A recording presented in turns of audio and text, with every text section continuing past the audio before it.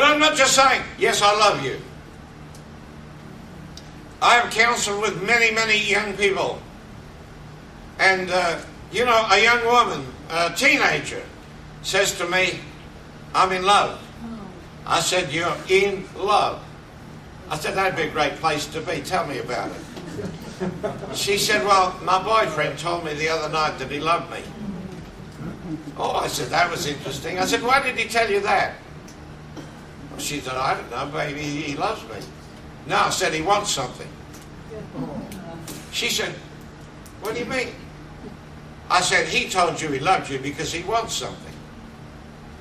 What's he want? He wants love. But see, in his mind, love is not just being nice to somebody. Love is sex.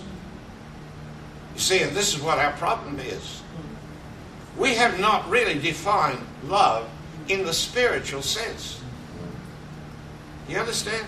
Amen. We understand love in the natural. All you people have been married, you understand love. But see, that love is very limited. I mean, even in my life, and I was a Christian when I got married, but you know, I loved my wife, sure I did.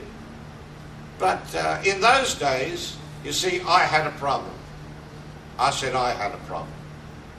My problem was that I did not have sufficient love in my family when I was a boy, when I was a child. My mother is the greatest mother that's ever lived on this earth. That's my mother. My father, he never played with us. He never read me a book. He never sat down and had a game with me. Nothing. Father would come home, mother would leave him alone. He's busy, you know, he's been busy all day and he just wants to be quiet. And so that's how I was brought up. They didn't know. They didn't do it deliberately. And I understand now, of course, I didn't when I was a boy, but I understand that's how my father was brought up. Exactly the same. So what? The only pattern he had was his own father, and he brought up his family like his father brought him up.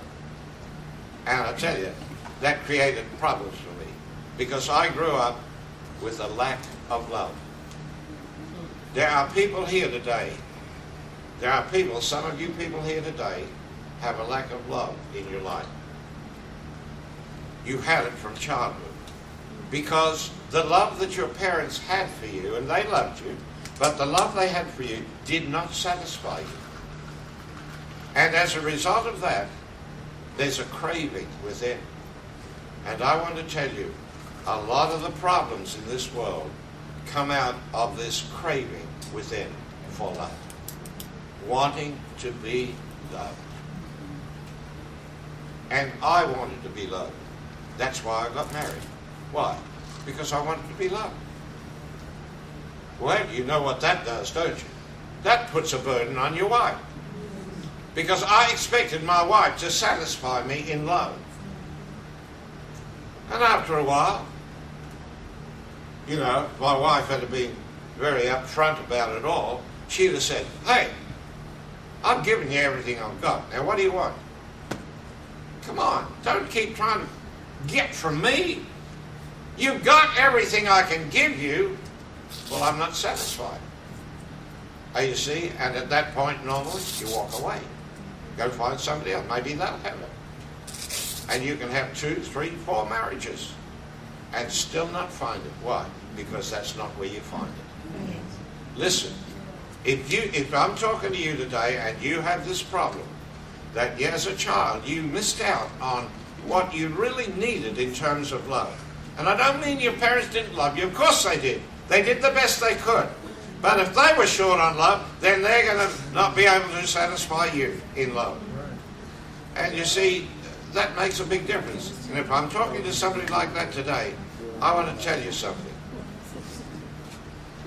Until you are satisfied yourself in love, you will never be able to love anybody else as you really should. You won't. But your marriage will take on a new expression of true love when God meets the need. That's the only person that can answer that need in your heart is God. For His love is sufficient. How do I know? Because I had to prove it. I had to prove it. And it was by experiences that I proved it. And I found out that God's love was so satisfying that I could love everybody as I can today. But you see, in this world, there's a big lack of love. That's why you've got wars going on in different countries today. That's why you've got civil wars.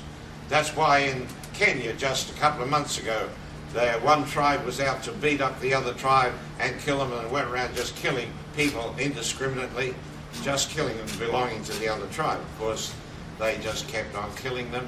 They burnt down houses, they destroyed buildings.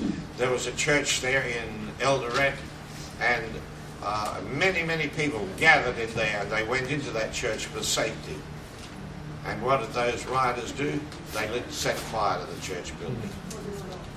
And when the people started to run away, they killed them. It's tragic. I just had an email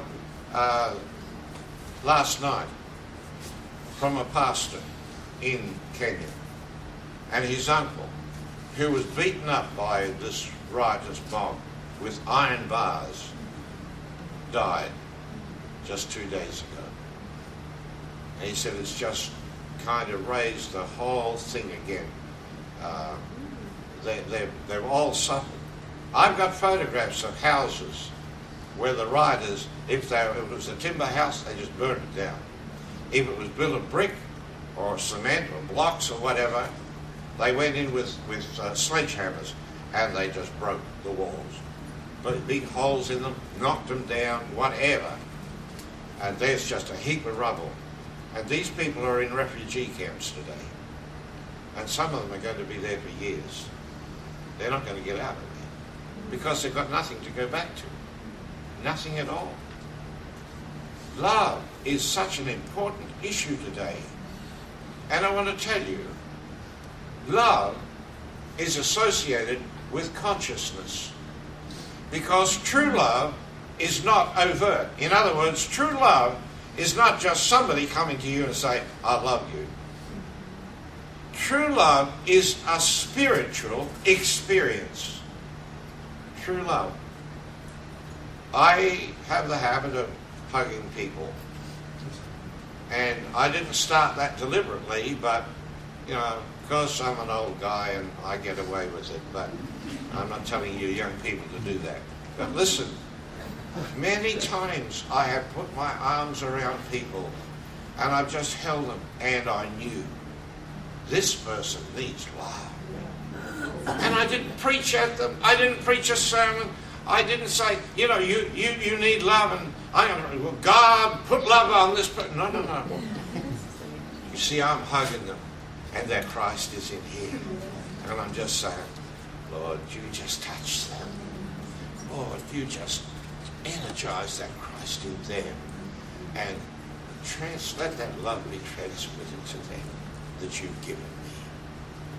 And it's been amazing. People come to me and say, I've just been blessed. They can't explain it. They can't say, oh, you did this or that to me. No. But they have been blessed. Why?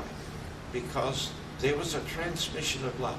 The greatest ministry that you will ever have is to be able to give love to people. And as a matter of fact, this is what the world needs. If there's anything this world needs, it's to be loved. Let him kiss me with the kisses of his mouth. Let's go. We're going to be out of time. It says here, verse 4, draw me, and we will run after thee. Draw me. Oh, I want to tell you, have you ever felt the drawing power of the Lord?